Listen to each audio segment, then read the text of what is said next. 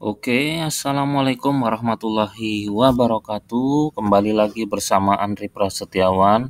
Pada kali ini kita akan membahas soal-soal yang ada di LMSP 3K Master.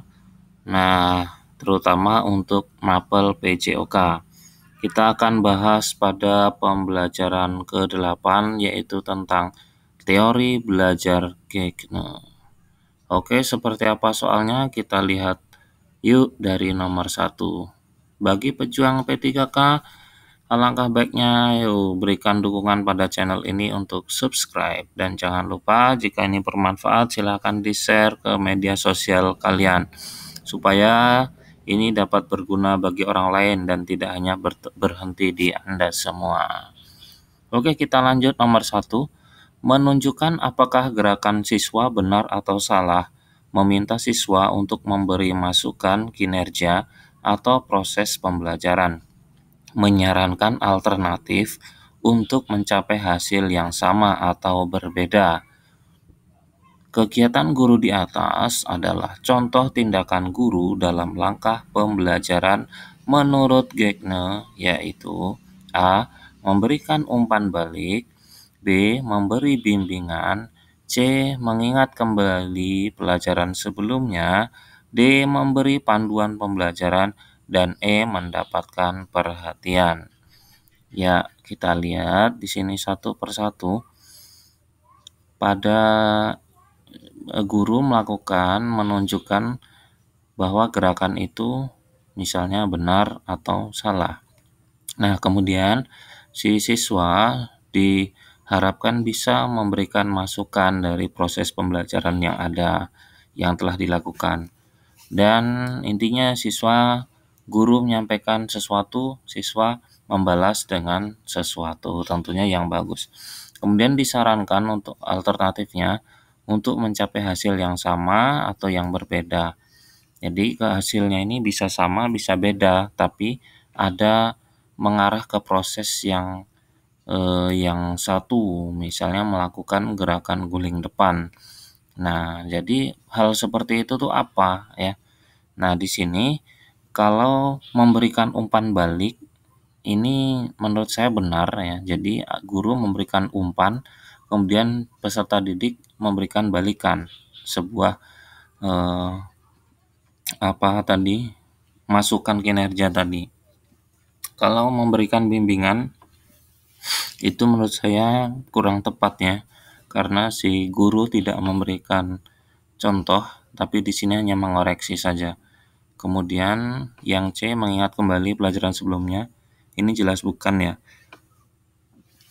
Ini tidak masuk ya. Oke, lanjut yang D, memberi panduan pembelajaran. Ini juga bukan kalau panduan. Dan yang E, mendapatkan perhatian juga bukan. Jadi jawabannya adalah yang A, memberikan umpan balik. Kita lanjut nomor 2. Perencanaan pembelajaran yang berkualitas hendaknya memuat A. Apa yang harus dipelajari, B. Bagaimana anak didik mempelajarinya, C. Tujuan, isi atau bahan pelajaran, metode dan teknik, dan penilaian, D. Kegiatan tersebut harus jelas kemana anak didik mau dibawa, dan yang E. Bagaimana guru mengetahui bahwa anak didik telah mencapai tujuan tersebut. Oke, nah di sini setiap guru melakukan perencanaan itu harusnya memuat apa? Nah, di sini sudah jelas ya bahwa dari A, B, D, dan E itu sudah termuat pada pilihan C.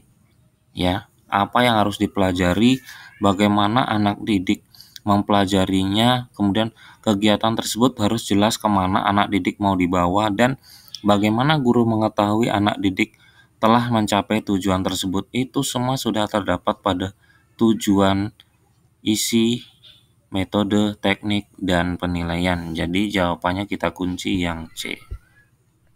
Jelas ya. Kita lanjut nomor 3.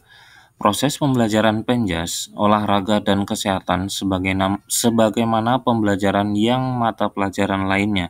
Di dalamnya memuat proses saintifik sebagaimana Permendikbud nomor 22 tahun 2016 tentang standar proses. Kegiatan tersebut akan muncul pada langkah pembelajaran bagian. Nah, di sini kata kuncinya adalah standar proses.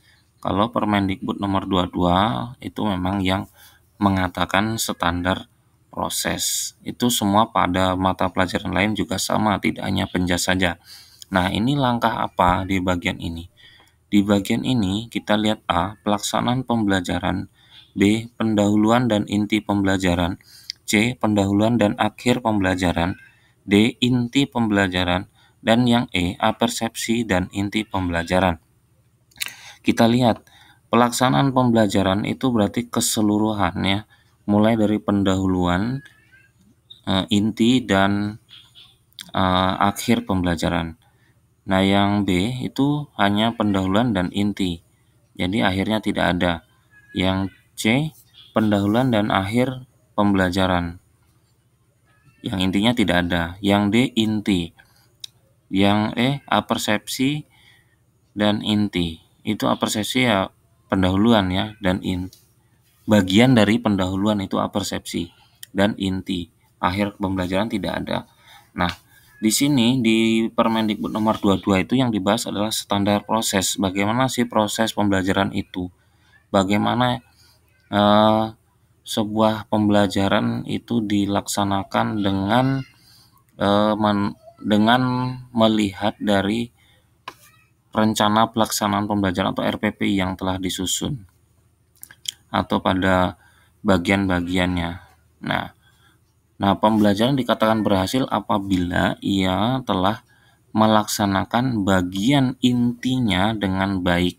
Nah, jadi jawaban dari nomor 3 ini adalah D, yaitu inti pembelajaran, sesuai dengan bunyi dari standar proses itu sendiri. Oke, saya rasa jelas ya. Kalau belum jelas silahkan tanyakan di kolom komentar ya teman-teman, karena saya hanya menjawab sebatas kemampuan saya sendiri, dan saya juga tidak terlalu banyak membaca modul ini, dan ini adalah pengetahuan ya sedikit-sedikit dari bahan lainnya dan yang saya dapatkan pas PPG tahun kemarin 2020. Semoga bisa membantu. Kita lanjut yang soal nomor 4. Ketika memulai pembelajaran, guru menayangkan video senam remaja ceria. Tindakan tersebut merupakan salah satu dari 9 kegiatan pembelajaran menurut Gegne yang disebut. Nah, ini apa ini? A, mengingat kembali pelajaran sebelumnya. Itu bukan ya. Kalau mengingat pembelajaran sebelumnya itu tidak perlu memutarkan video, tetapi guru menyampaikan langsung, misalnya anak-anak sebelum ke pelajaran hari ini kita ingat kembali pembelajaran yang minggu kemarin. Nah, apakah kalian masih ingat tentang lari? Nah, misalnya seperti itu ya. Kemudian yang B, memberi bimbingan. Nah, kalau menayangkan video, nah ini sebenarnya bukan beri bimbingan. Kalau memberi bimbingan itu bisa guru pas melaksanakan diskusi atau siswa sedang membentuk kelompok, sedang menganalisis sebuah gerak misalnya. Nah, gurunya mendatangi per kelompok untuk memberikan bimbingan. Kemudian menyampaikan materi ya. Ini bisa saja menyampaikan materi, tapi di sini kan ketika memulai pembelajaran ya, bukan pas inti pembelajaran. Nah, ini guru menayangkan video senam. Nah, kita tidak tahu materinya apa di sini. Tidak disebut, kecuali di sini disebutkan pada materi senam irama misalnya atau aktivitas gerak berirama, guru menayangkan video senam remaja ceria. Nah, itu bisa menyampaikan materi. Namun menyampaikan materi sepertinya bukan secara ini ya, ini bagian saja. Nah, kemudian memberikan umpan balik. Kalau memberikan umpan balik itu guru misalnya mengkoreksi gerak siswa atau mengoreksi jawaban dari siswa. Kemudian siswa tidak hanya diam saja tetapi disuruh memberikan pendapat ya tentang apa yang telah dilakukan, hasil koreksiannya itu. Jadi umpan baliknya. Kemudian mendapatkan perhatian mendapatkan perhatian ini benar, menurut saya ini benar ya. Kenapa? Iya, karena ketika memulai pembelajaran guru langsung memutarkan video berupa video senam ya. Jadi peserta didik itu langsung akan terfokus pada video yang ditayangkan oleh guru tersebut. Jadi menurut saya ini jawabannya adalah benar, mendapatkan perhatian ya. Kita kunci, kemudian kita finish item, kita lihat berapa dapatnya. Kita sudah selesai semua, submit all. Oke, ya. Ya, jadi memang betul ya. Jadi kita jawabannya betul semua. Semoga ini bisa membantu teman-teman, Bapak Ibu guru semua yang akan mengikuti tes P3K pada jurusan Penjaskes. Oke, saya akhiri. Assalamualaikum warahmatullahi wabarakatuh. Jangan lupa like, comment, dan subscribe-nya.